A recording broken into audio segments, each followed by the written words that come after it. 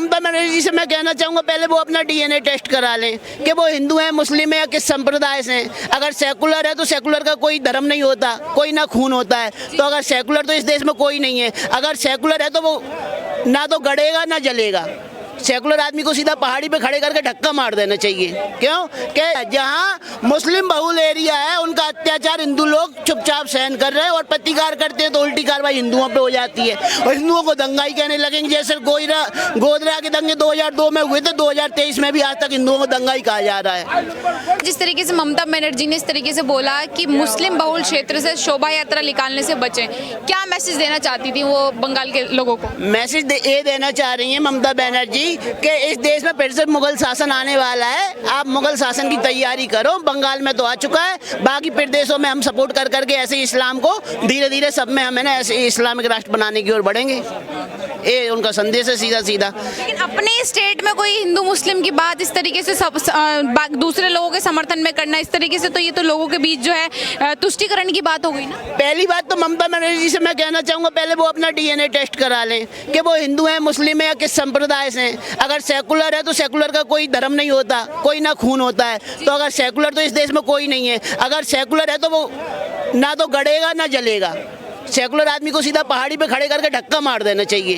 क्यों कि अगर कोई बंदा कह रहा है मैं सेकुलर हूँ, तो सेकुलर होगा तो भाई ना तो वो मुस्लिम की तहत चलेगा ना वो हिंदू धर्म के तहत चलेगा। वो सेकुलर है तो अगर मुस्लिम को तो गाड़ा जाता है, हिंदुओं में जलाया जाता है। अगर वो हिंदू मुस्लिम कोई नहीं है, सेकुलर है, तो उसको तो सीधे ऊंचाई पे खड़ा करो, 1000-2000 फीट की ऊंचाई पे, और उधर से धक्का दे दो। ममता बनर्जी जैसे नेताओं को भी धक्का दे देना चाहिए जो इस देश में हिंदू मुस्लिम कर रही है। क्यों कि हिंदू मुस्लिम कोई हिंदू नहीं कर रहा है, कोई मुस्लिम नहीं कर रहा है, हिंदू मुस्लिम कर रहा है असदुद्दीन जैसे नेता और ममता बनर्जी जैसे नेता। क्योंकि इन्हें ध्रुवीकरण करना है वोटों का।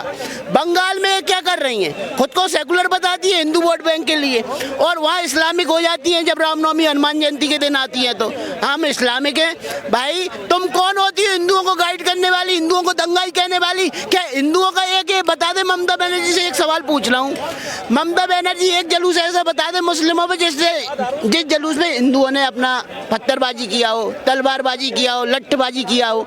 ममता बनर्जी के पास इस सवाल का जवाब ही नहीं होगा। क्यों? हम तो शांतिपूर्ण समुदाय से हैं। जो लोग को अपने आप को शांतिपूर्ण समुदाय का बोलते हैं वही अशांतिपूर्ण है, और ममता बनर्जी उन जैसों को सपोर्ट कर रही है।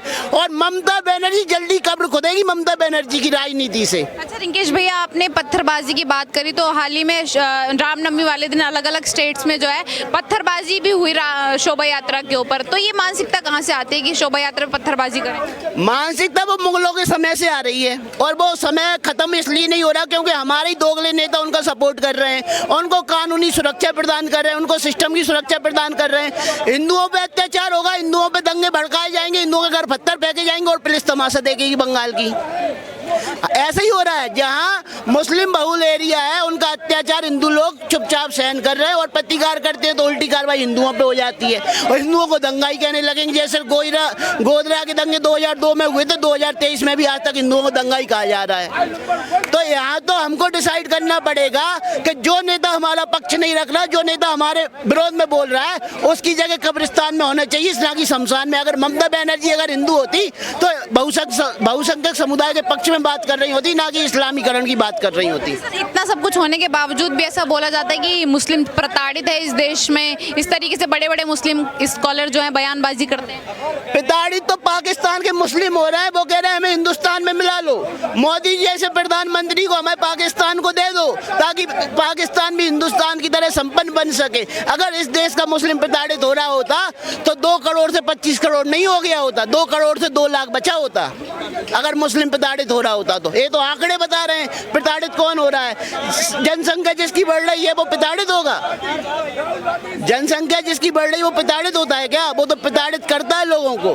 आज पाकिस्तान में प्रताड़ित कौन हो रहा है? हिंदू हो रहा है। अफगानिस्तान में प्रताड़ित कौन हो रहा है? हिंदू हो रहा है। जितनी भी 56 कंट्री मुस्लिम राष्ट्र की हैं उन सभी राष्ट्रों में हिंदू प्रताड़ित हो रहा है, सिख प्रताड़ित हो रहा है, ईसाई प्रताड़ित हो रहा है। ममता बनर्जी के इस बयान के बाद तो लगता है कि बंगाल में जिस तरीके से लोग आपस में जो है उन लोगों में जो है एक दूसरे को लेकर नफरत फैल गई होगी, जिस तरीके से उन्होंने बयानबाजी करी है, अपने स्टेट के लोगों को कोई मतलब कैसे बांट सकता है? सुनिए, हिंदू बिल्कुल सेकुलर है, शांति सौहार्द वाला इंसान है, जो कभी पत्थर नहीं उठाना चाहता, लाठी नहीं उठाना चाहता। लेकिन अगर ममता बनर्जी ऐसे ही सपोर्ट करती रही तो हिंदू भी तलवार उठाना सीख जाएगा, हिंदू भी इनके जलूसों पे पत्थर मारना सीख जाएगा, हिंदू भी लाठियां लेके घर से बाहर निकलने लगेगा। अगर ममता बनर्जी को इस लोकतांत्रिक देश ने नहीं रोका तो ममता बनर्जी इस देश की सबसे बड़े दंगेबाज साबित होंगी। सर, अगर मैं बीते कुछ दिनों की बात करूं तो लगातार जो है मतलब जैसे यात्राएं वगैरह निकलती हैं, इन सब पे जो पत्थरबाजी होने लगती है, तो इन सब चीजों को बढ़ावा कौन दे रहा है? बढ़ावा जो सेकुलरिज्म की बात कर रहे हैं, ममता बनर्जी हुए, राहुल गांधी हुए, जो गोद में खिलाना चाहते हैं आतंकियों को, दंगाइयों को, देश को बर्बाद करने वालों को गोद में खिलाना चाहते हैं, वही तो बढ़ावा दे रहे हैं। और कौन बढ़ावा देगा? योगी जैसे मुख्यमंत्री आए तो आपने देख लिया अंजाम क्या हो रहा है। माफियाओं को पैंट में सुसु आ रही है, पेशाब कर ले रहे हैं पंजाबे में, और मीडिया उसको कवरेज दे रही है। तो मोदी अगर योगी जैसा मुख्यमंत्री होगा तो बंगाल में भी वही हाल होगा जो आज यूपी में हो रहा है। शांतिपूर्ण तरीके से मुस्लिम भी रह रहे हैं, हिंदू भी रह रहे हैं, कोई भी है ना मुख्यमंत्री पे आरोप नहीं लगा रहा हमारे साथ अन्याय हो रहा है। अन्याय उन्हीं को दिख रहा है जो दंगाई थे, जो माफिया थे। अगर उनके घर पे बुलडोजर चल रहा है तो अन्याय हो रहा है। अच्छा सर, यूपी में ऐसी कोई योगी जी की तरफ से ऐसी कोई गतिविधि होती है तो कहते हैं कि योगी जी जो है एक तरफा कार्रवाई करते हैं, लेकिन ममता बनर्जी के इस बयान पे सारा विपक्ष चुप है। मैं तो बिल्कुल सही कह रहा हूँ। अगर विपक्ष कह रहा है ना कि एक तरफा कार्रवाई हो रही, तो एक तरफा कार्रवाई हो रही है।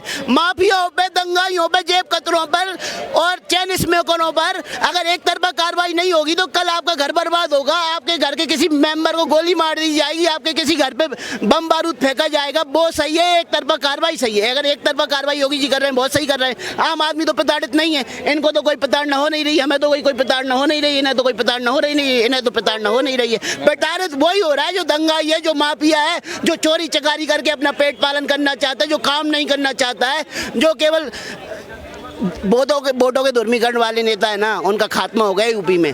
ऐसी ममता बनर्जी जो दुर्मीकरण की बात कर रही है, ममता बनर्जी का भी आधा अंत हो चुका, 70% अंत हो चुका, 30% बचा, आगामी चुनाव में वो भी हो जाएगा।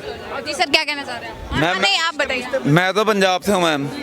एक्चुअली पंजाब की उतनी पॉपुलेशन तो है नहीं जितनी पॉपुलेशन यूपी की है।